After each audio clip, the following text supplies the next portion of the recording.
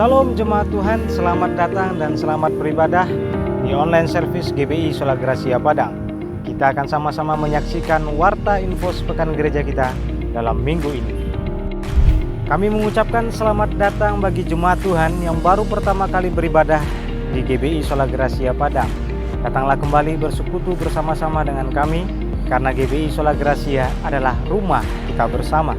Dan bagi jemaat Tuhan yang membutuhkan pelayanan khusus seperti pelayanan doa, konseling, serta pelayanan lainnya, dapat menghubungi akun media sosial gereja yang tertera di layar Bapak Ibu.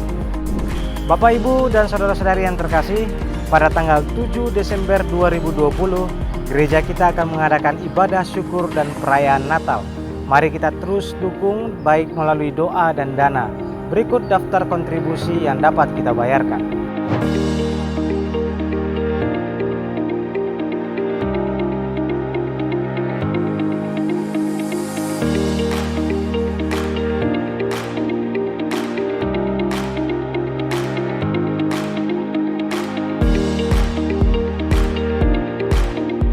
Berikut jadwal ibadah kategorial gereja kita dalam minggu ini.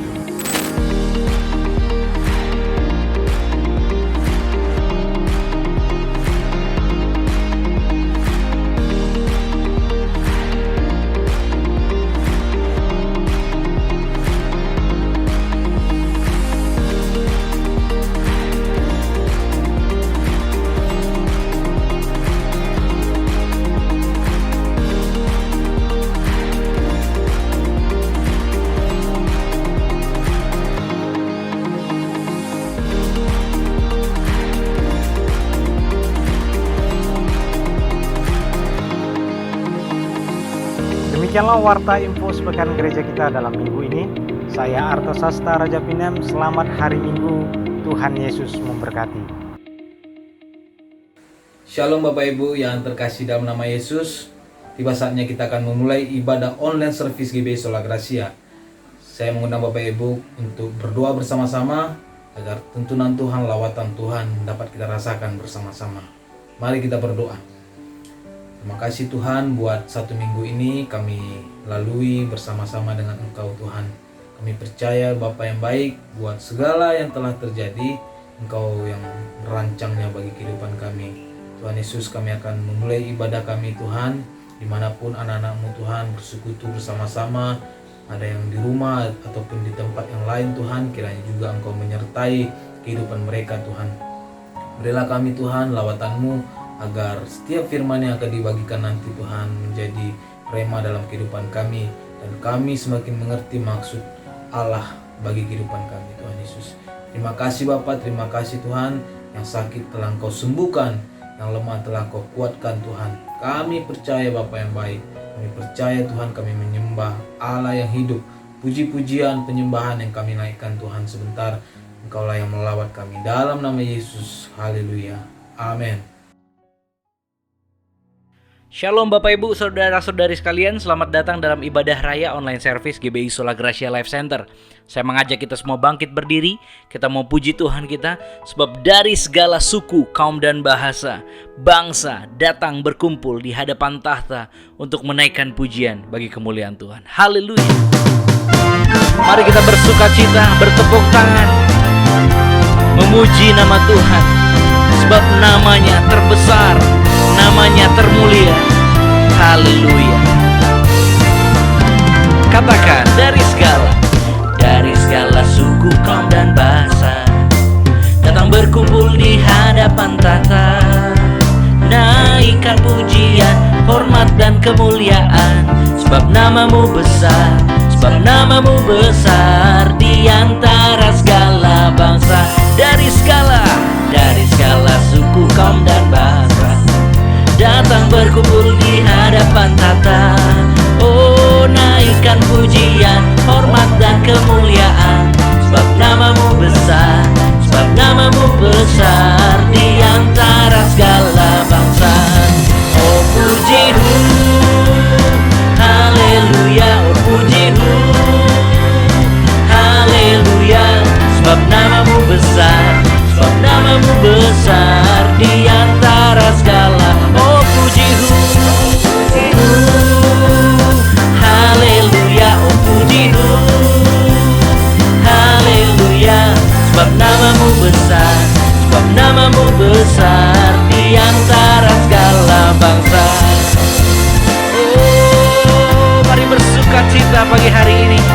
tinggikan nama Tuhan, sebab namanya terlebih besar dari apapun.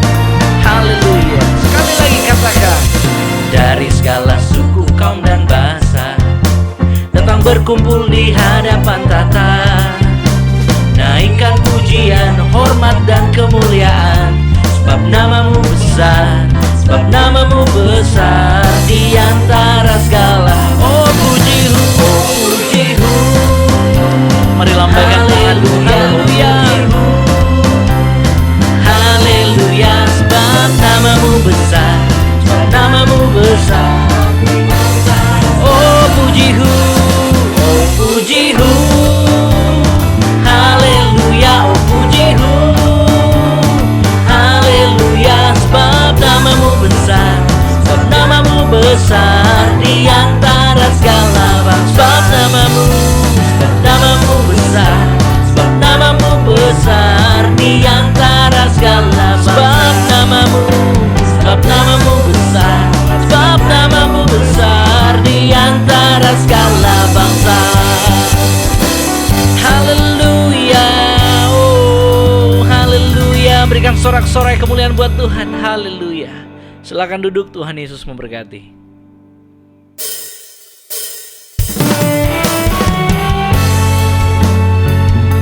Kami bawa hidup kami Tuhan, kami bawa hati kami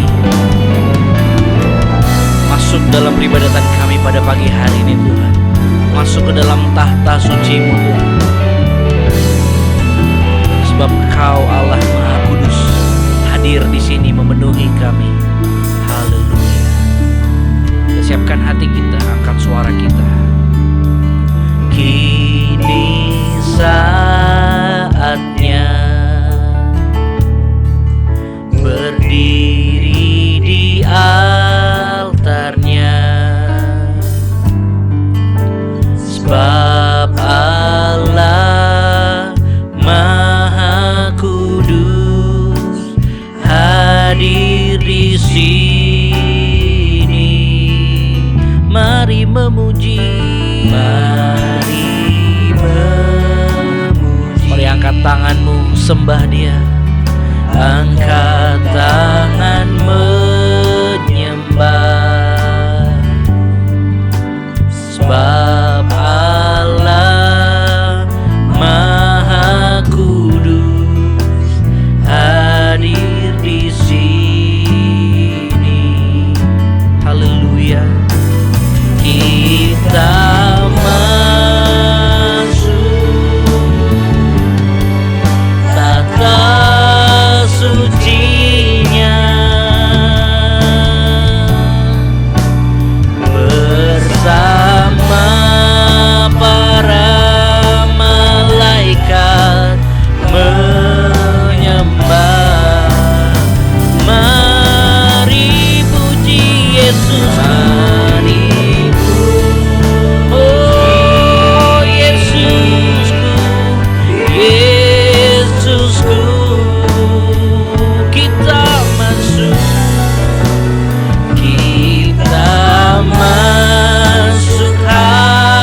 hadiratnya Maha Kudus. Kami bawa hidup kami Tuhan masuk kepada hadirat-Mu yang kudus, yang suci. Urapi setiap kami Tuhan. Haleluya. Mari jemaat Tuhan kembali angkat pujian ini. Katakan kini saatnya berdiri di altarnya. Haleluya. Kini saatnya berdiri di altarnya, sebab Allah Maha Kudus hadir di sini. Mari memuji namanya, mari memuji. Angkat tanganmu, angkat tanganmu.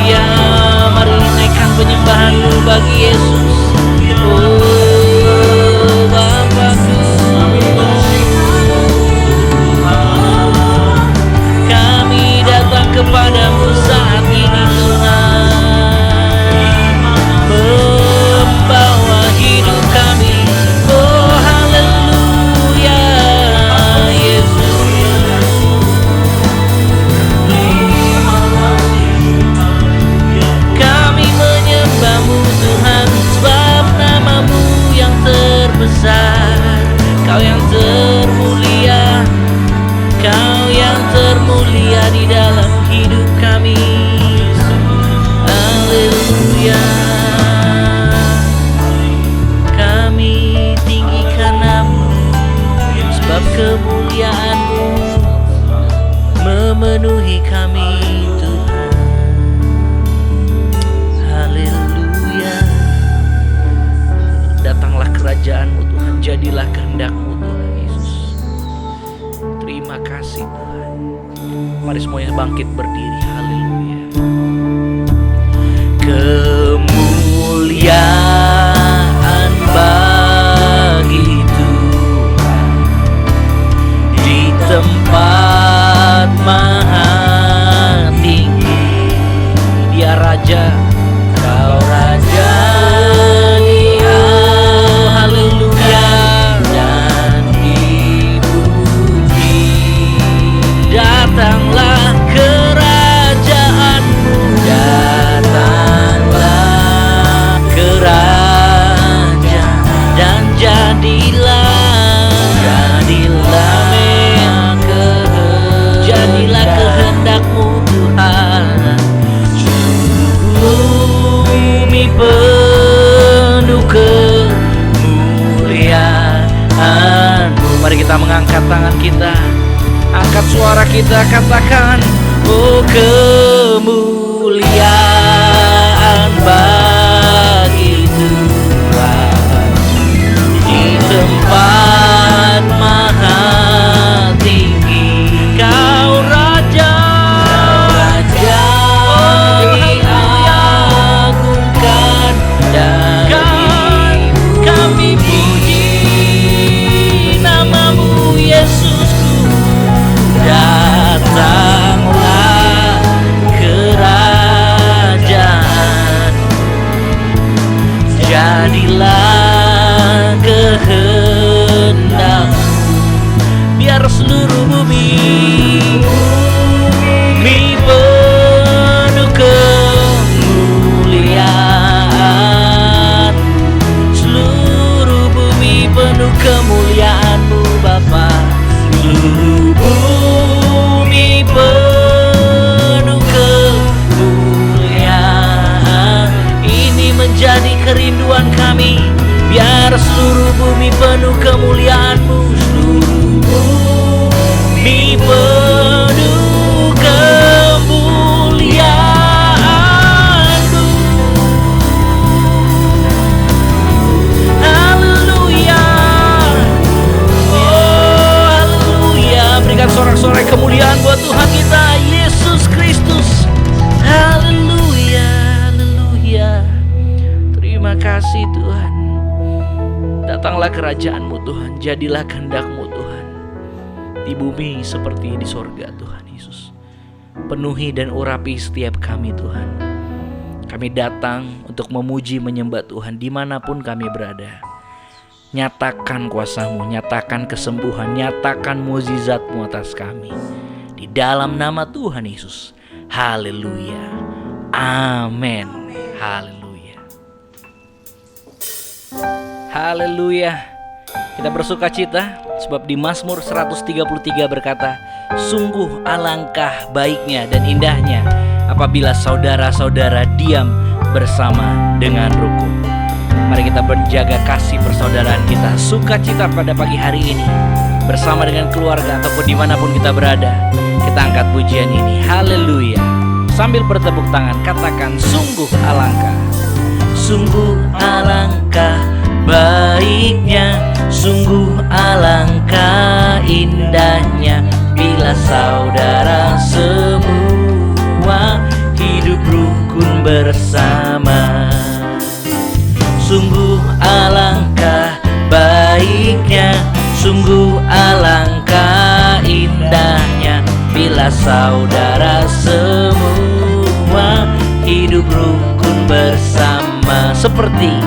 Seperti minyak di kepala Harun yang kejanggut dan jubahnya turun, seperti embun yang dari Hermon mengalir ke bukit Sion. Sebab kesanalah Allah memerintah agar berkat-berkatnya tercurah tercurah serta memberikan anugerah hidup selama-lamanya. Haleluya. Terima kasih Tuhan buat berkat dan anugerah-Mu dalam hidupan kami.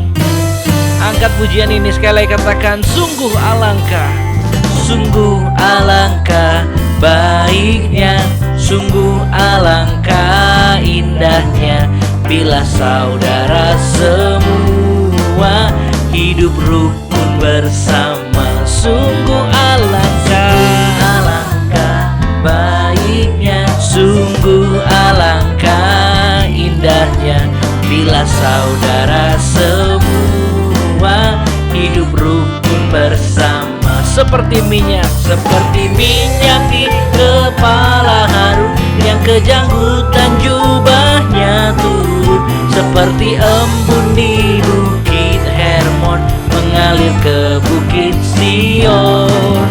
Sebab kesanalah Allah memerintah agar berkat-berkat-Nya tercurah serta memberikan anugerah hidup lama-lamanya.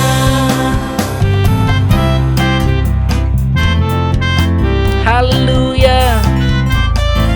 Kita memuji Tuhan, bertepuk tangan bersama-sama, bersuka cita sebab berkat Tuhan dicurahkan atas kita. Haleluya. Katakan, seperti minyak di kepala Harun yang kejanggutan jubahnya turun, seperti embun di bukit Hermon mengalir ke bukit Si.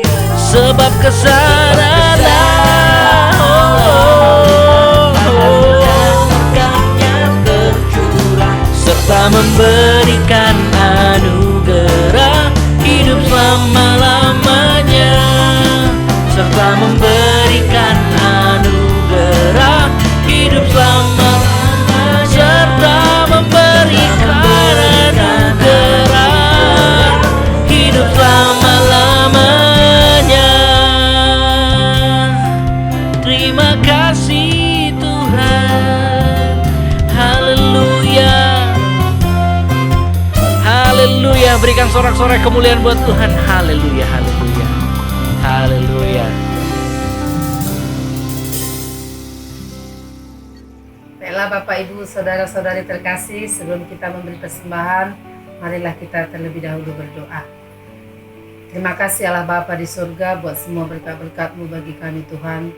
Terima kasih buat penyertaan dan pertolongan-Mu Bapa sepanjang minggu yang telah kami lewati. Kami boleh ada hingga hari ini itu semua karena anugerah-Mu. Tuhan, terima kasih Bapa kalau hari ini kami juga boleh beribadah walaupun secara online. Biarlah Tuhan itu mendatangkan sukacita di hati kami masing-masing, guna hormat kemuliaan bagi nama Tuhan. Bapa, sebentar kami akan memberikan yang terbaik bagi Tuhan berupa persembahan materi. Ajar kami Bapa memberi yang terbaik Bapa bagi-Mu, karena kami tahu itu semua guna hormat kemuliaan bagi-Mu Bapa. Terpujilah Engkau Tuhan di tempat-Mu maha tinggi, mulialah Engkau Bapa. Di dalam nama anak-Mu Tuhan Yesus Kristus kami berdoa mengucap syukur. Haleluya, amin. Mari kita berikan persembahan kita dengan penuh sukacita, sebab berkat Tuhan mengalir dalam kehidupan kita, sebab kasih setia-Nya besar, kekal untuk selama-lamanya. Haleluya. Kasih-Mu Tuhan, kasih yang kekal. Janji-Mu Tuhan, janji kekal. Setiamu Tuhan, setiamu Tuhan, setia yang kekal. Berkat-Mu tetap selamanya, tercurah penuh seperti hujan, tercurah penuh seperti hujan, mengalir deras seperti sungai. Segarkan pepohonan dan tanah gersang, berkat-Mu tetap selamanya. Berkat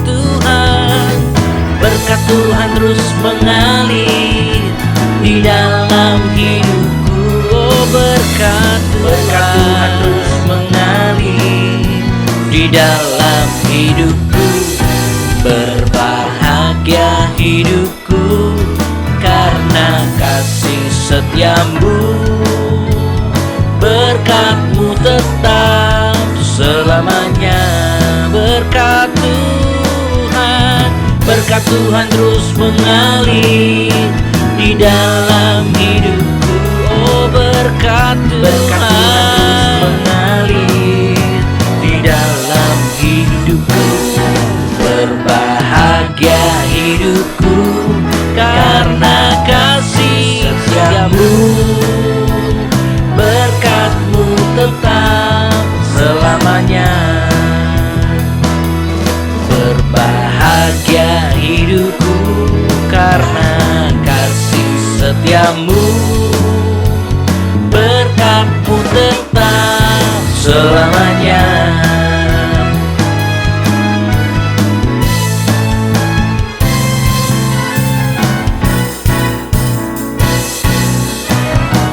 Puji Tuhan, haleluya, haleluya.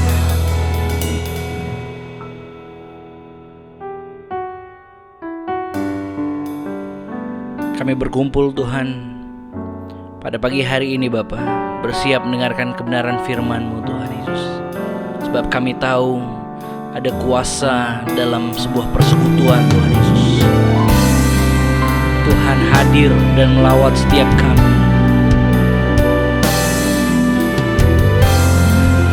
memenuhi setiap kami Tuhan Yesus. Haleluya. Kami berkumpul Tuhan di hadapan tata-Mu,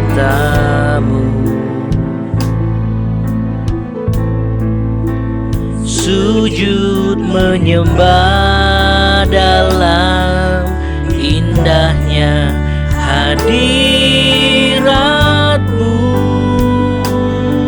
Kami rindu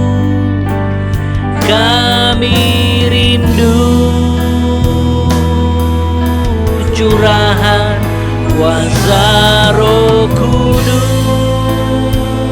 Genapi firman-Mu,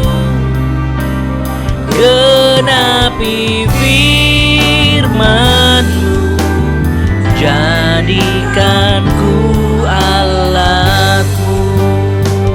Biar belas kasihan-Mu Bapa, biar belas kasihan-Mu Bapa penuhi hati kami.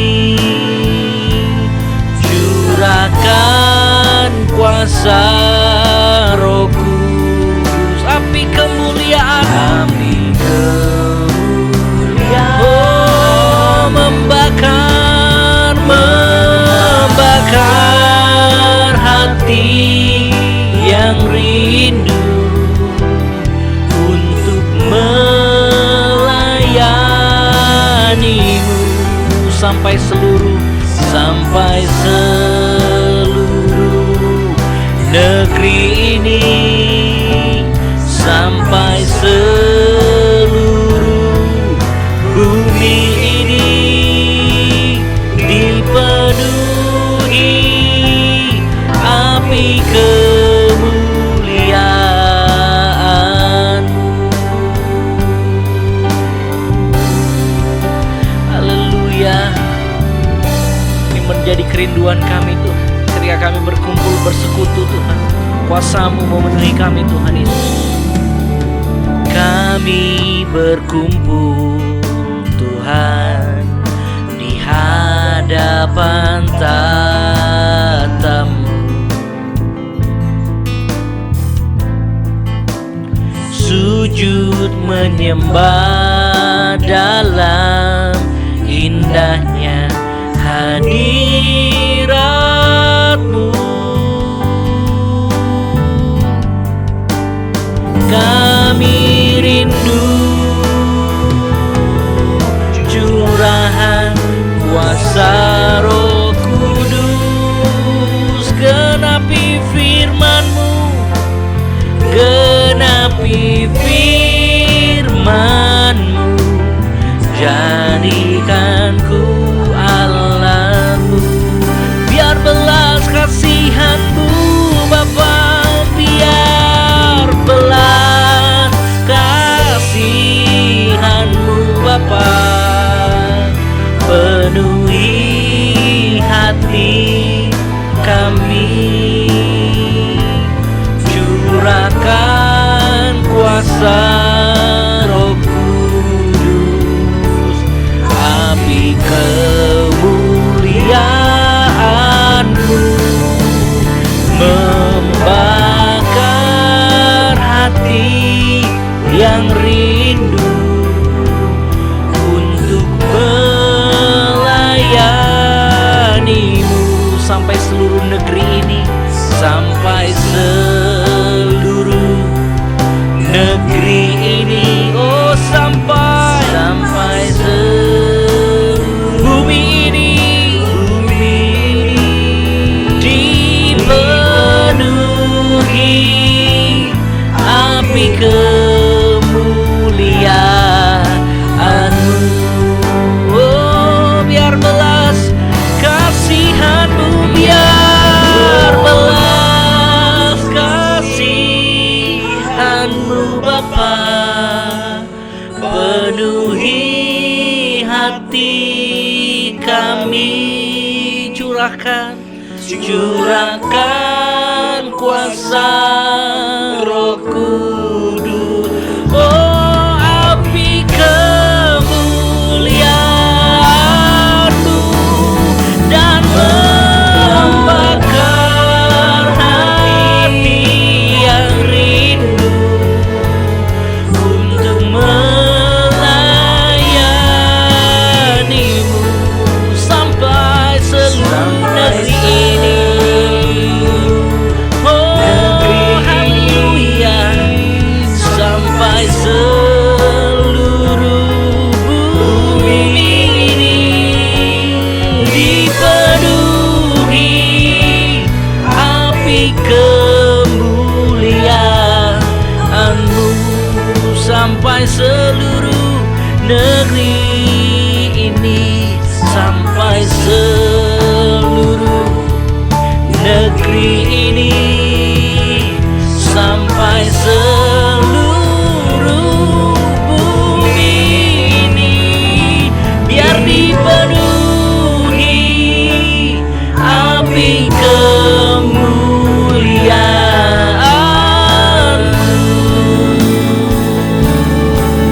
Oh haleluya, terima kasih Tuhan. Haleluya. Shalom, selamat hari Minggu kepada saudara sekalian sidang jemaat Tuhan yang kekasih. Sebelum kita mendengarkan firman Tuhan, mari kita terlebih dahulu berdoa. Bapa yang baik, sumber segala berkat, rahmat dan anugerah, sumber kekuatan kami, sukacita dan damai sejahtera kami. Kami datang ke hadapan Tuhan pada hari raya Minggu ini. Kami mau mendengar perkataan-perkataan Tuhan. Taruhlah perkataan-Mu di dalam hati kami, pada loh-loh hati kami, sehingga kami melekat dengan Tuhan. Kami semakin mengerti kehendak pikiran-pikiran Tuhan bagi kami, hendak bagaimana dan apa yang harus kami lakukan sebagai anak-anak-Mu yang kekasih. Sucikan kami dengan firman-Mu. Firman-Mu adalah kebenaran, kebenaran yang memerdekakan kami. Berkuasalah Roh Kudus, biarlah hamba-Mu juga menyampaikan firman-Mu dari kebenaran, dalam kebenaran, segala roh dusta tipu daya kami patahkan di dalam nama Tuhan Yesus Kristus. Haleluya, haleluya. Amin.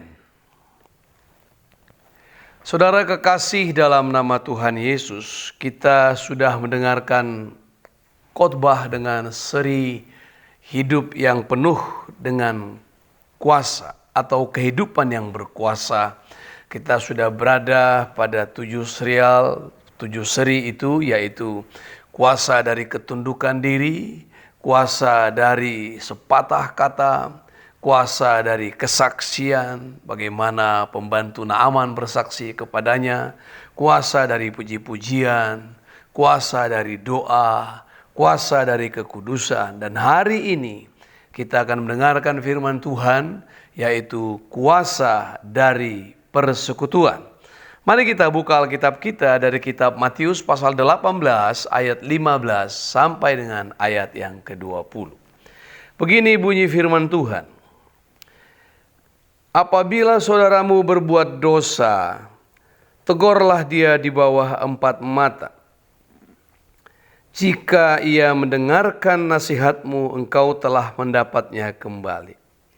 Jika ia tidak mendengarkan engkau, bawalah seorang atau 2 orang lagi, supaya atas keterangan 2 atau 3 orang saksi perkara itu tidak disangsikan. Jika ia tidak mau mendengarkan mereka, sampaikanlah soalnya kepada jemaat. Dan jika ia tidak mau juga mendengarkan jemaat, pandanglah dia sebagai seorang pemungut cukai. Aku berkata kepadamu, sesungguhnya apa yang kamu ikat di dunia ini akan terikat di sorga. Dan apa yang kamu lepaskan di dunia ini akan terlepas di sorga. Dan lagi aku berkata kepadamu, jika 2 orang daripadamu di dunia ini sepakat meminta apapun juga, permintaan mereka itu akan dikabulkan oleh Bapa-Ku yang di sorga. Sebab di mana 2 atau 3 orang berkumpul dalam namaku, di situ aku ada di tengah-tengah mereka. Saudara kekasih dalam nama Tuhan Yesus, kembali saya tegaskan bahwa khotbah seri hidup atau kehidupan yang berkuasa ini bukanlah dimaksudkan untuk menjadikan pemahaman kita keliru. Bukanlah dimaksudkan seakan-akan kehidupan kita menjadi kehidupan yang berkuasa dalam arti seperti kuasa kesaktian, perdukunan, kita menjadi gaib dan aneh-aneh, menjadi serba nyentrik, tidak. Saya tidak mengatakan dan saya tidak pernah mengajarkan kepada jemaat untuk menjadi seperti klinik atau seperti perdukunan. Betul bahwa hidup orang Kristen itu berkuasa, powerful, ada kuasa Tuhan di dalamnya, tapi tidak dalam arti menjadi seperti tukang sihir, lalu semena-mena menompangkan tangan, meletakkan tangan, berkata ini dan itu untuk memuaskan keinginan dan hawa nafsunya, untuk mendapatkan banyak material dan memperoleh banyak kemakmuran. Tidak. Tetapi supaya hidup semakin berkualitas, hidup menyenangkan hati Allah, mengalahkan segala tipu daya iblis. Jadi menjadi kehidupan Kristen yang berkuasa dalam arti yang seluas-luasnya dan utuh. Kehidupan Kristen yang ideal, yang didambakan sekaligus yang diultimatumkan oleh Tuhan Yesus. Yang ketika Tuhan Yesus berkata kepada Petrus, pada Matius pasal 16 ayat 18, dia berkata kepada Petrus, dan aku berkata kepadamu, engkau adalah Petrus, dan di atas batu karang ini, aku akan mendirikan jemaatku, dan alam maut tidak akan menguasainya. Kemudian Yesus menegaskan kepadanya lagi, dikatakan kepadamu akan kuberikan kunci kerajaan surga.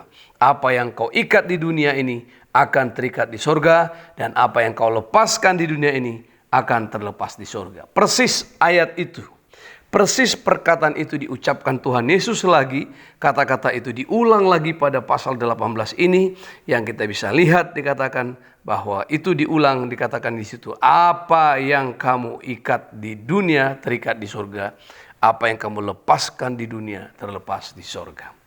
Saudara, Allah kita adalah Allah yang menyukai persekutuan.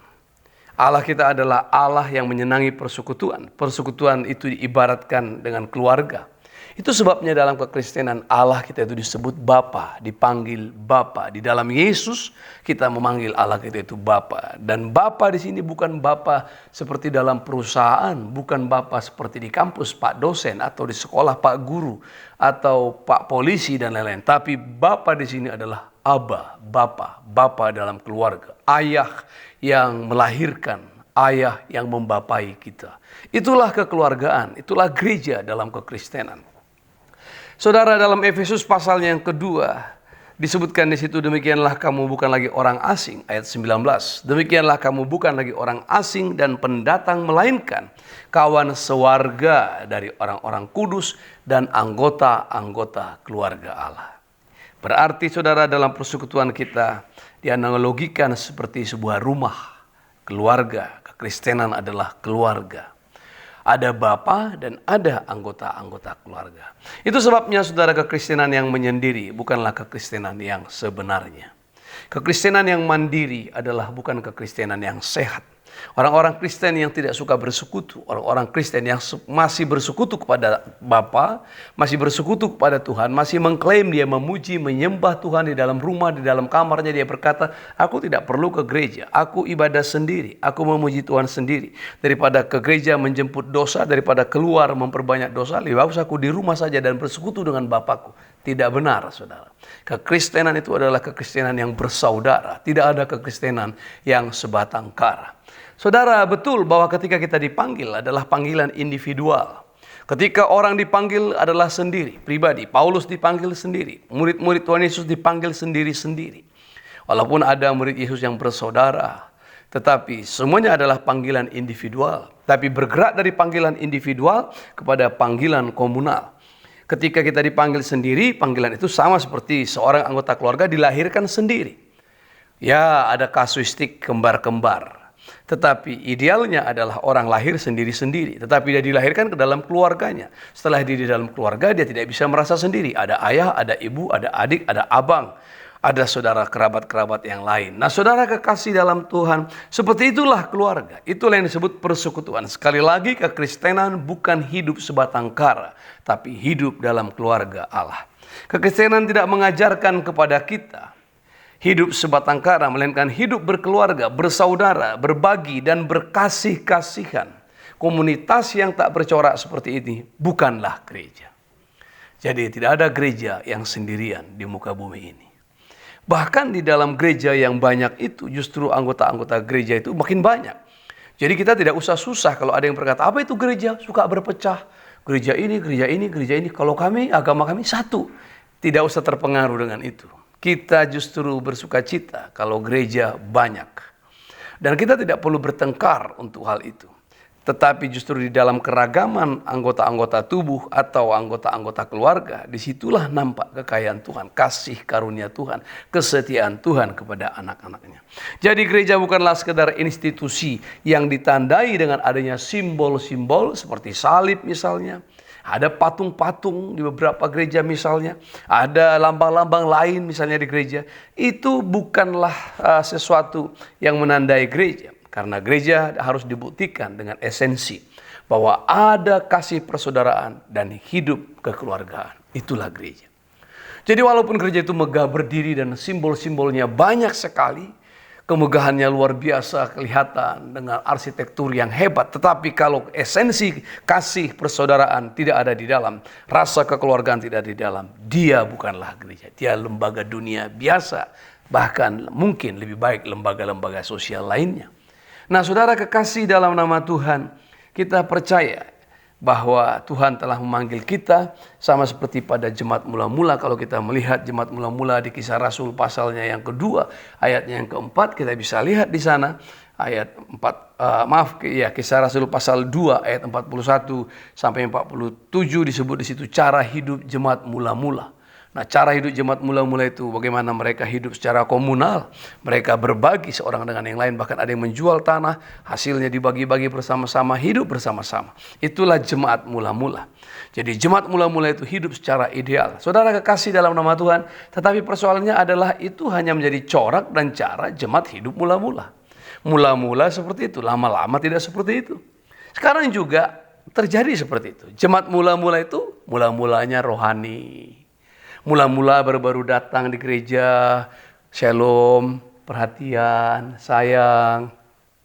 Mula-mula datang melihat orang, perhatian, peduli, lihat sana, lihat sini, kelihatan tenang. Tapi lama-lama tidak seperti itu. Nah, ini jemaat mula-mula sekarang, saudara. Ada lagi jemaat mula-mula waktu dia pertama-tama mula-mula dibaptis. Mula-mula dibaptis sangat rohani, suka menopang pelayanan, suka menyambut pelayanan, disebut pelayanan, boleh Pak, senang melayani, ingin melayani. Ini mula-mula, lama-lama tidak seperti itu. Lama-lama sudah mulai menghindar, menolak pelayanan, mulai merasa sibuk dan lain-lain. Ada lagi jemaat mula-mula Allah zaman sekarang, Allah now, saudara. Mula-mula diangkat jadi penatua, jadi diaken. Wah, sangat humble, sangat mengabdi ke sana, mengabdi di luar, mengabdi di dalam, jiwa dan raga, harta dan nyawa. Tapi lama-kelamaan berubah, saudara. Jadi ini satu satir, satu keadaan berbalik dari jemaat mula-mula, di mana gereja Kisah Para Rasul adalah jemaat mula-mula yang dimaksud, tapi jemaat mula-mula sekarang mula-mula baik-baik, lama-lama enggak baik, mula-mula aktif melayani, lama-lama enggak aktif melayani, mula-mula suka memberi, lama-lama tidak memberi, mula-mula mau melakukan firman, lama-lama tidak mau melakukan firman. Dijauhkan Tuhan dari jemaat kita. Haleluya. Saudara kekasih dalam nama Tuhan, tetapi banyak orang tidak tahu apa berkat dari persekutuan itu. Ada berkat yang hebat, yang besar dalam sebuah persekutuan. Tapi banyak orang tidak tahu. Sebab kalau orang tahu, tidak mungkin orang malas bersekutu. Kalau orang tahu, tidak mungkin orang ogah-ogahan bersekutu. Mari kita lihat, saudara. Bahkan banyak sekali orang tidak peduli terhadap persekutuan. Ibrani pasal 10 ayat 25 berkata, janganlah kita menjauhkan diri dari pertemuan-pertemuan ibadah kita, seperti yang dibiasakan oleh beberapa orang, tapi marilah kita saling menasihati dan semakin giat melakukannya menjelang hari Tuhan yang semakin mendekat. Saudara kekasih dalam nama Tuhan, ini firman Tuhan, ini perintah Tuhan. Jadi kalau kita mencermati apa yang dikatakan oleh Yesus, kita melihat ada kuasa di dalam persekutuan. Ada power, ada kekuatan yang hebat, yang dahsyat, rahasia yang hebat di balik persekutuan itu. Yang pertama, kuasa yang pertama di dalam persekutuan adalah adanya nasihat dan teguran. Di dalam ayat 15 tadi sudah dikatakan itu, bahwa apabila saudaramu berbuat dosa, tegurlah ia di bawah 4 mata. Ada aturan yang disebut seringkali dalam administrasi pelayanan gereja, siasat gereja, disiplin gereja. Banyak orang tidak mengetahui bahwa nasihat dan teguran adalah harta yang berharga. Di dalam kehidupan ini ada nasihat dan teguran. Harus ada nasihat dan teguran. Jadi banyak sekali orang mengabaikan, nasihat dan teguran, harta. Nasihat dan teguran adalah harta yang berharga di dalam kehidupan. Malanglah hidup orang yang mengabaikan nasihat dan teguran.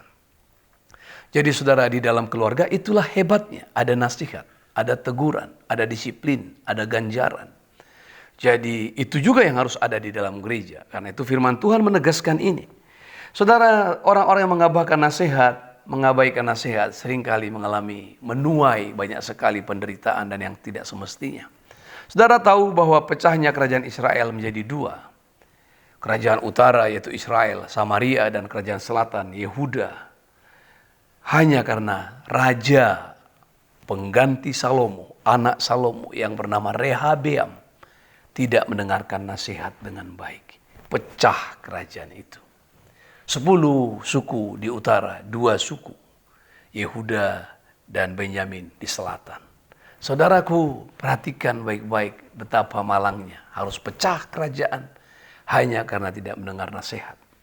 Koyaknya kerajaan Saul yang dilambangkan dengan koyaknya jubah Samuel, dia tarik, dia sentak, juga adalah akibat karena Raja Saul tidak mau mendengar nasihat Samuel yang berkata, tumpas, habiskan Amalek.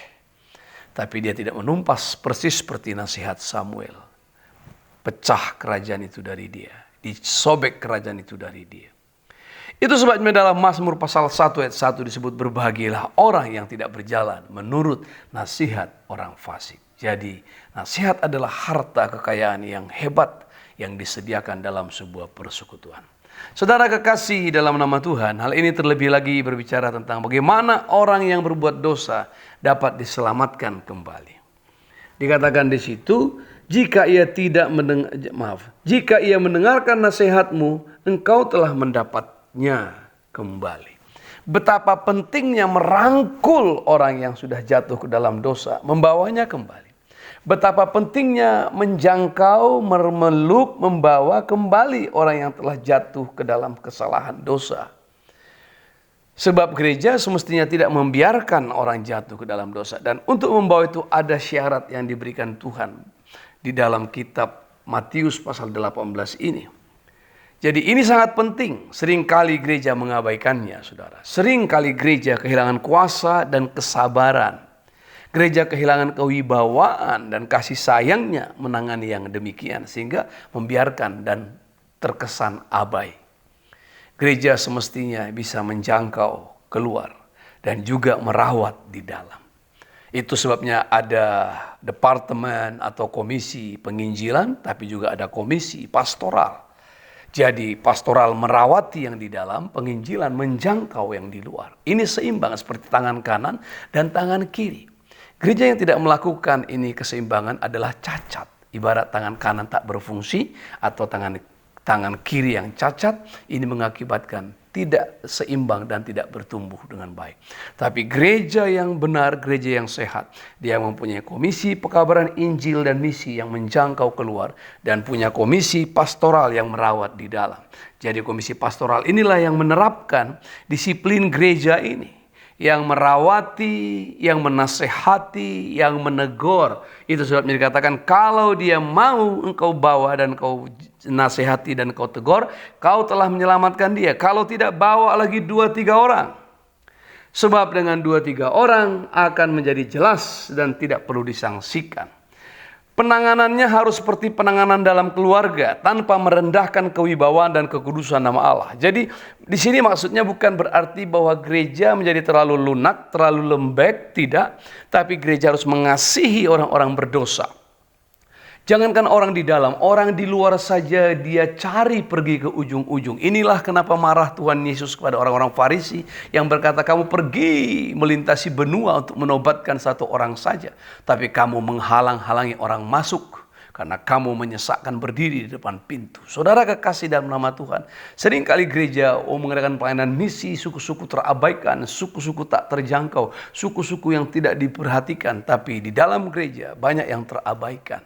Kita berdoa, kita bertobat sungguh-sungguh. Saya sebagai gembala sidang meminta supaya pelayanan gereja di dalam menjadi solid dan pelayanan gereja keluar juga menjadi kuat. Haleluya. Saudara kekasih dalam nama Tuhan, jadi kita tidak berarti karena kita mau mengampuni orang berdosa, mengcover orang berdosa dan membawanya pulang, lalu kewibawaan, kekudusan nama Tuhan menjadi tercederai. Tidak. Justru nama Tuhan, kemuliaan Tuhan, kewibawaan dan kekudusan nama Allah ketika dilanggar dalam perbuatan dosa harus juga dijaga. Ada aturan main didahului dengan 4 mata. Tidak dalam konteks mempermalukan dan menghinakan, apalagi sampai menjatuhkan. Ada banyak orang-orang yang sengaja menjatuhkan orang-orang yang sudah jatuh dalam dosa, lemah tak berdaya dengan selubung-selubung doa. Ada orang-orang yang berani berkata, Tuhan ampuni saudara kami Jackie yang telah berbuat dosa di depan umum. Dan orang semua tersentak. Tiba-tiba waktu dia berdoa, Tuhan ampuni saudara Jackie yang ketahuan kemarin dia melakukan sebuah penipuan bisnis. Lalu yang lain buka mata. Dia sentuh yang lain. Siapa? Kenapa? Yang lain berkata, tidak tahu. Terus yang lain juga lihat sedikit, intip sedikit, lalu tunduk lagi. Lalu, siapa Jackie? Gak tahu. Sementara dia berdoa, orang sudah resah. Dia berdoa kepada Bapa, tapi menggosipkan persoalan orang melalui doanya. Saudara, dijauhkan Tuhan dari kita. Itu sebabnya perlu 4 mata. Dibawa dulu 4 mata. Supaya kita tidak mempermalukan dan juga tidak membuka ruang untuk menyadari, membuat orang teraib dan malu. Tapi justru membuka ruang untuk menyadari kesalahan dari dosa-dosanya agar dia bertobat dan kembali kepada Tuhan. Galatia pasal 6 ayat 1 berkata, saudara-saudara, kalaupun seorang kedapatan melakukan suatu pelanggaran, kamu yang rohani, maka kamu yang rohani harus memimpin orang itu ke jalan yang benar dalam roh lemah lembut, sambil menjaga dirimu sendiri supaya kamu juga jangan kena pencobaan. Ini bahayanya saudara. Karena iblis itu licik. Iblis itu licik. Iblis itu lihai. Waktu dia mengganggu orang berdosa di sini dan orang ini terpleset jatuh ke dalam dosa, diusiknya orang di sini, matanya dibelalakkan, dibuka dan melihat dosa ini. Lalu digaduh ini untuk menghakimi ini. Sementara ini sudah licik, lihai melihat dan gaduh menilai, ini pun sudah jatuh ke dalam dosa. Disitulah lihainya. Ini dimainkan, di sini juga dimainkan. Itu iblis. Nah, itu sebabnya perlu, kata Tuhan dalam nasihat Rasul Paulus, kamu yang rohani harus memimpin orang itu ke jalan yang benar dalam roh lemah lembut, sambil kamu sendiri juga menjaga dirimu. Supaya apa? Supaya kamu juga jangan ikut kepleset. Supaya kamu juga jangan ikut tergelincir. Supaya kamu juga tidak ikut meluncur jatuh ke dalam dosa. Saudara, ini sebabnya pekerjaan ini adalah pekerjaan yang sangat teliti dan hati-hati dan penuh belas kasihan. Kalau cara pertama gagal, kata firman Tuhan, maka ditempuhlah cara yang kemudian. Dibutuhkan peneguhan syarat sebuah persidangan, yakni saksi dan 2-3 orang saksi. Dalam dunia persidangan ada istilah unus testis, nullus testis. Dalam dunia hukum ada istilah unus testis, nullus testis, artinya satu saksi saja bukanlah saksi. Dan itu dari firman Tuhan. Dalam kitab Ulangan pasal 19 ayat 15 dikatakan satu orang saksi saja tidak dapat menggugat seseorang mengenai perkara kesalahan apapun atau dosa apapun yang mungkin dilakukannya. Baru atas keterangan 2 atau 3 orang saksi perkara itu tidak disangsikan. Jadi apa yang dibuat di dalam hukum, dalam istilah hukum itu, baik hukum pidana, disebut di situ harus ada 2-3 orang saksi baru sah. Kita juga kalau kita mendengarkan perkataan-perkataan orang, tidak ada saksi, dia seenaknya saja ngobrol dengan kita tentang kesalahan orang, tentang dosa orang lain, kita semestinya mengalihkan cerita. Yang kedua, kita semestinya berkata, aduh, mimpi apa aku kemarin? Kenapa aku pagi-pagi begini telah mendengarkan dosa orang dibeberkan ke dalam hidupku? Atau kita berkata, aduh, kenapa aku dapat cerita ini? Bagaimana engkau, aku dalam pandanganmu sehingga engkau menganggap aku layak mendengar cerita ini? Udah kita tutup saja atau kita doakan saja. Nah, saudara kekasih dalam nama Tuhan, itulah manfaat atau keuntungannya kita bersekutu dan memiliki banyak saudara. Kita punya orang-orang, saudara-saudara, kakak-kakak senior, bapak-bapak rohani, ibu-ibu rohani yang bisa menasihati kita, membawa kita kembali dari jalan yang sesat, dari jalan yang keliru, dari dosa-dosa kita. Karena saya percaya semua kita punya kelemahan, semua kita punya kealpaan dan punya kecenderungan-kecenderungan untuk bisa kepleset. Tapi dengan hidup dalam persaudaraan, ada nasihat, ada teguran sebagai harta kekayaan di dalam rumah tangga, keluarga, gereja, saya percaya kita diselamatkan. Itu sebab kita tidak boleh sakit hati jika ada yang mengingatkan kita. Kita tidak boleh tersinggung jika ada yang menegur kita. Kita dinasihati oleh saudara-saudara kita, apalagi oleh yang lebih tua dari kita, saudara. Kalau orang itu sudah bertobat lalu diterima kembali, ditudungi dengan doa supaya turunlah kasih karunia Allah kepadanya. Jangan malah tiap kali diingatkan, nah seperti ini kakak ini kan dulu pernah berbuat jahat. Nah kakak itu pernah berbuat salah. Nah kakak itu pernah berbuat dosa. Tidak usah, saudara. Orang yang sudah ditudungi, ditudungilah. Dan biarlah mereka hidup dengan lebih kondusif dalam kasih persaudaraan yang dibangun begitu kental, dibangun begitu kentara, sehingga setiap orang dalam atmosfer kasih sayang bisa bertumbuh dengan baik di dalam gereja. Itu sebabnya ayat 18 menegaskan kembali adalah soal bagaimana membuat keputusan dan kebijakan. Jadi ayat 18 itu jangan kita klaim untuk keinginan kita. Apa yang kita ikat di bumi terikat di sorga, yang kita lepaskan di bumi kita lepaskan di sorga. Kita sesuka-suka kita, saudara. Kita nggak mau ngampuni orang, kita tidak ampuni. Katanya Tuhan tidak akan mengampuni, kita ampuni maka Tuhan akan mengampuni. Lalu kita menompang tangan kepada mobil yang bagus, kita ikat dalam nama Yesus supaya itu menjadi mobil kita. Tidak ada hubungan dengan itu. Ini berbicara tentang bagaimana secara komunal bersepakat membuat sebuah keputusan dan kebijakan, terutama tentang pengampunan. Jangan disalahartikan untuk menyihir harta orang, mobil orang, untuk menjadi harta kita, menjadi mobil kita, kekayaan kita pribadi. Dijauhkan Tuhan Yesus dari kita. Haleluya. Yang kedua, saudara, ada kuasa dalam persekutuan adalah kuasa kesepakatan. Budaya kita Indonesia sebenarnya mengajarkan nilai-nilai kekristenan ya. Ada nilai-nilai kemanusiaan tentang kesehatian, kesepakatan.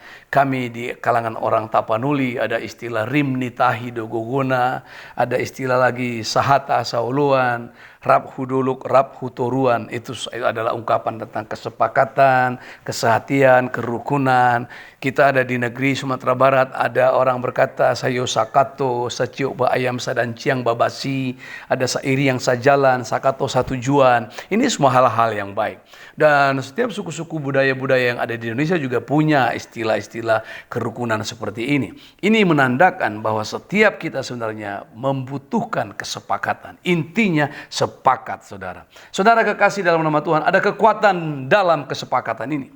Ada kekuatan untuk mengikat, saudara. Ada pula kekuatan untuk mengurai atau melepas. Kalau kita baca ayat 18 tadi dikatakan di situ, aku berkata kepadamu sesungguhnya apa yang kamu ikat di dunia ini akan terikat di sorga, dan apa yang kamu lepaskan di dunia ini akan terlepas di sorga. Jadi ada kekuatan dalam sebuah kesepakatan. Jadi dengan ini kita tahu bahwa kuasa yang diberikan Yesus kepada Petrus di Matius pasal 16 ayat 19, di situ juga dilakukan bahwa perkataan Yesus kepada Petrus itu sebenarnya bukan perkataan kepada individual, bukan kepada Petrus secara individu, tapi kepada Petrus sebagai lambang gereja yang dibangunnya, yang dikatakan di atas alam maut, di atas batu karang ini kubangunkan gerejaku dan alam maut tidak menguasainya. Pengakuan Petrus itu menjadi dasar gereja, dan gereja yang benar yang mengakui Kristus sebagai Tuhan dan Juru Selamatnya semestinya tidak dikuasai alam maut, dan dia punya kekuatan mengikat dan punya kekuatan melepas. Haleluya. Kesepakatan. Tapi kalau sempat gereja tidak memiliki kesepakatan, ada banyak gereja sulit untuk sepakat. Hanya untuk ngecat warna dinding gereja saja bisa bertikai, saudara. Hanya untuk menentukan corak ornamen pintu gereja dan ventilasi bisa bertikai di dalam gereja. Saudara, mestinya kuasa Roh Kudus bekerja dan buat mereka bersepakat. Jadi gereja secara kolektif perlu ada sepakat, bermusyawarah, sehati, sepikir. Kemudian adalah kuasa bekerja di dalam persekutuan atau dalam gereja Tuhan itu. Saudara, sekedar perbandingan dahsyatnya sebuah kesepakatan adalah berdirinya Menara Babel. Saudara tahu Menara Babel didirikan oleh Nimrod. Dalam kisah pendirian Menara Babel itu mereka bersepakat. Tuhan berkata, ini baru permulaan usaha mereka. Mulai dari sekarang apapun juga yang mereka rencanakan, tidak ada yang tidak akan dapat terlaksana. Karena apa? Karena kesepakatan. Kesepakatan orang pada masa itu membuat Menara Babel katanya supaya mereka tidak terserak kemana-mana, mereka mencari nama. Dan Alkitab mencatat, mulai dari sekarang apapun yang mereka rencanakan, tidak ada yang tidak akan terlaksana. Karena kesepakatan. Itulah hebatnya kesepakatan. Tapi kesepakatan mereka itu adalah kesepakatan untuk melawan Tuhan, untuk mencari nama, proyek mencari nama. Dan itu sebenarnya lebih tepat disebut persekongkolan. Saudara kekasih dalam nama Tuhan, kita mau katakan bahwa yang pertama kesepakatan ini yang membuat jemaat rukun. Jadi ada kuasa kesepakatan membuat jemaat rukun, seia sekata, ada kasih persaudaraan yang menjadi ciri utama seperti gereja mula-mula itu. Gereja mula-mula yang di dalam kitab Kisah Para Rasul, bukan gereja mula-mula zaman sekarang yang saya katakan tadi mula-mula baik, mula-mula melayani, tidak. Tapi ini gereja mula-mula. Yang kedua, saudara, ada kuasa dalam kesepakatan yang tidak boleh tidak ada di dalam sebuah doa-doa korporat. Dan siapakah teman kita berdoa korporat? Jemaat, komunitas kita. Jadi ketika ada doa-doa yang korporat, kesepakatan ini menghadirkan Tuhan. Itu sebabnya saudara bisa melihat bagaimana gereja mula-mula berdoa, jemaat semakin bertambah. Jemaat gereja mula-mula berdoa, individual bertambah, semakin bertambah. Alkitab mencatat dalam kitab Kisah Para Rasul pasal 2, 3.000 orang bertobat. Dan setiap hari Tuhan menambahkan orang-orang percaya. Lalu jemaat lokal dibuka di mana-mana, Paulus bertobat, Injil semakin meluas, hamba-hamba Allah diutus. Ada doa puasa untuk mengutus Paulus dan Barnabas. Lalu penguasa-penguasa didoakan, belenggu-belenggu dilepaskan, iblis dikalahkan, doa-doa korporat yang membuktikan semua itu. Sampai saudara bisa lihat bagaimana pekerjaan Tuhan itu berkembang hingga sekarang. Saudara, saya mau katakan, mau saksikan saudara, pada tahun-tahun 50-an ketika komunis semakin kuat, semakin merajalela, pengaruhnya semakin hebat di muka bumi ini. Ada kegerakan Roh Kudus di seluruh dunia untuk menggerakkan gereja Tuhan. di mana orang-orang percaya, all peoples who believe to Jesus standing together at the front line with prayer to make a deal for communism to fall. Bagaimana supaya komunis jatuh, berdoa pada front-front terdepan, gereja berdoa, bersepakat, dan akhirnya komunis runtuh, saudara. Tuhan mendengar, komunis jatuh, saudara. Sekarang tinggal ada berapa komunis? Ada 6 negara lagi. Tapi bagaimana negara-negara komunis runtuh, bahkan sekelas adik kuasa Soviet Uni atau Uni Soviet Sosialis Rusia runtuh, kepingan-kepingan negara kecil muncul dari runtuhnya Uni Soviet atau Soviet Uni. Nah, saudara kekasih dalam nama Tuhan, Jerman Timur dan Jerman Barat. Jerman Timur waktu itu Berlin dan Jerman Barat Bonn, ada tembok pemisah. Tembok pemisah tahun 1989 roboh akibat doa itu. Sekarang yang kita perlu doakan, ada 6 negara komunis lagi, ada RRT, Republik Rakyat Tiongkok, ada Transnistria, ada Kuba, ada Korea Utara, ada Laos, ada Vietnam. Dan kita perlu berdoa juga untuk gerakan-gerakan radikalis, gerakan-gerakan intoleranisme mengatasnamakan agama. Perlu kita doakan, bukan saja di Indonesia yang kita lihat, lebih banyak lagi transnasional di mana-mana yang perlu kita doakan. Dan itu memerlukan doa-doa korporat yang di dalamnya tidak bisa tidak ada, harus ada kesepakatan. Katakan amin, saudara. Nah, saudara kekasih dalam nama Tuhan, jangan terlalu idealis kita mempercayai ideologi-ideologi yang ada. Jangan terlalu polos untuk tidak meragukan ideologi-ideologi yang ada. Setiap ideologi yang memecah belah, setiap ideologi yang menimbulkan kekerasan, menciderai rasa kemanusiaan dan perbedaan-perbedaan, pasti ditunggangi oleh si jahat. Pasti ada iblis di dalamnya, saudara. Kita perlu berdoa. Sama seperti kita berdoa untuk meruntuhkan komunisme, penolakan akan Tuhan, dan juga gerakan-gerakan intoleranisme, radikalisme yang berusaha untuk menyatukan seluruh bangsa di dalam kesamaan yang mereka pandang baik dan menghilangkan semua keberagaman adalah juga perbuatan si jahat. Perlu kita doakan sungguh-sungguh. Amin, saudara. Mari Bapak Ibu Saudara kekasih dalam nama Tuhan, jangan mengabaikan persekutuan. Mari jangan mengabaikan kesepakatan. Jangan mengabaikan perkumpulan bersama dan persekutuan bersama. Jangan memandang rendah terhadap kesepakatan di dalam persekutuan itu. Hindari persekongkolan. Karena di dalam persekongkolan ada kuasa kegelapan dan pasti ada yang menguasainya, tentu penguasa kegelapan, dan Allah pasti menghancurkannya seperti Babel dihancurkan dan dikacaukannya. Nah, rumah tangga harus sepakat. Justru rumah tangga harus menjadi model utama miniatur gereja yang sukses untuk sebuah kerukunan dan kesepakatan. Rumah tangga model utamanya. Tuhan pasti berpihak kepada setiap rumah tangga, sehingga apapun yang mereka minta kepada Tuhan akan dikabulkannya. Dahsyat sekali. Bapak dan ibu bersehati, bersekutu, anak-anak dikumpulkan dan mereka menaikkan doa-doa mereka, baik untuk doa kepentingan mereka, kehidupan mereka, dan juga untuk bangsa-bangsa. Dimulai dari rumah tangga, dan rumah tangga yang berkumpul dalam gereja menjadi gereja korporat yang luar biasa, dan kesepakatan Allah menjadi kedahsyatan di dalamnya. Amin. Haleluya. Mari kita tundukkan kepala. Haleluya. Haleluya. Haleluya. Bapa, terima kasih Bapa. Terima kasih Tuhan. Haleluya. Haleluya. Mari kita angkat tangan kita di hadapan Tuhan. Haleluya. Satukan kami, satu dalam kuasa-Mu, sebab kami bersaudara. Biar kami satu, seperti Kau dan Bapa satu. Dunia lihat Kau dalam kami. Jadikan kami sepihati, sepikir. Biar kehendak-Mu jadi untuk menyatakan rahmat-Mu. Jadikan kami satu, jadikan kami satu, jadikan kami satu. haleluya. Terima kasih Tuhan, syukur kepada-Mu.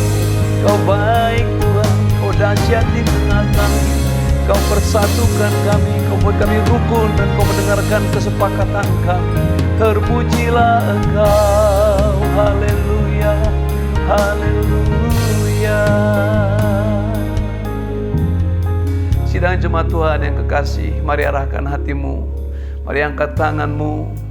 Haleluya. Bapa, Engkau telah memanggil kami betul secara individu, tapi Tuhan telah memanggil kami juga ke dalam keluarga yang kuat, yang kokoh, yaitu gereja-Mu. Di dalam Yesus kami dijadikan anak-anak, dan Engkau Bapa kami yang hebat. Kami berterima kasih dijadikan satu keluarga yang besar, luas, dan sangat menyeluruh. Segala kaum, suku, bangsa, dan bahasa bersaudara di dalam keluarga Kristus yang besar ini. Kami juga Tuhan mempunyai gereja-gereja lokal, tempat kami bersekutu dan tumbuh bersama-sama. Berkatilah jemaat-jemaat-Mu hidup bersama-sama. Berkati tiap rumah tangga hidup bersama-sama. Berkati ayah dan ibu sehati menjadi model, keluarga-keluarga menjadi model kesepakatan, kerukunan, dan kebersamaan. Kuasa Tuhan hadir di sana dan mampu mengikat segala kuasa-kuasa dan juga melepaskan berkat-berkat.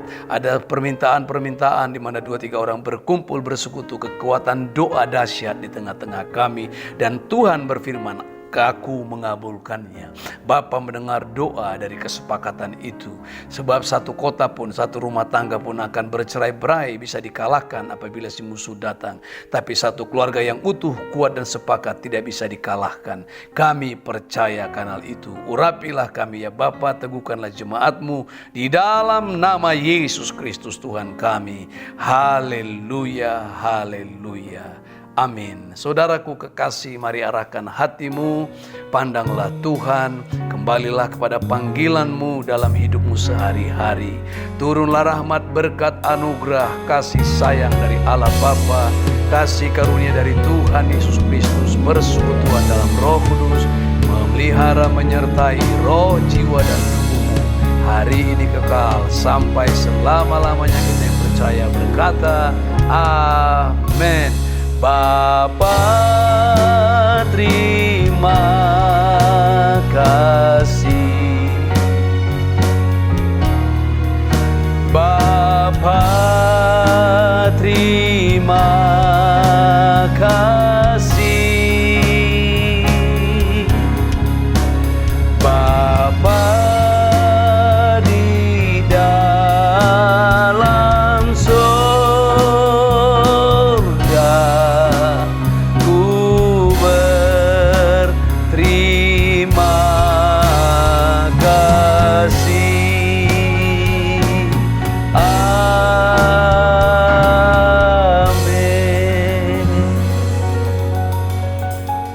Amin. Ibadah kita sudah selesai. Tuhan memberkati kita semua, dan boleh kembali memberikan sapaan satu dengan yang lain.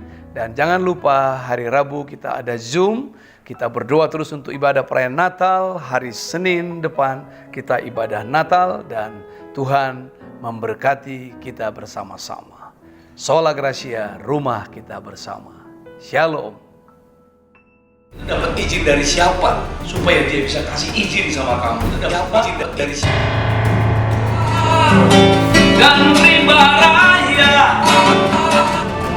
Baptisannya selamat atau pergi, dia kejar terus. Yang mengaku tidak gila. Orang tidak saling bunuh-membunuh. Orang tidak perlu tembak. Gak. Hanya aku. Gilanya luar biasa.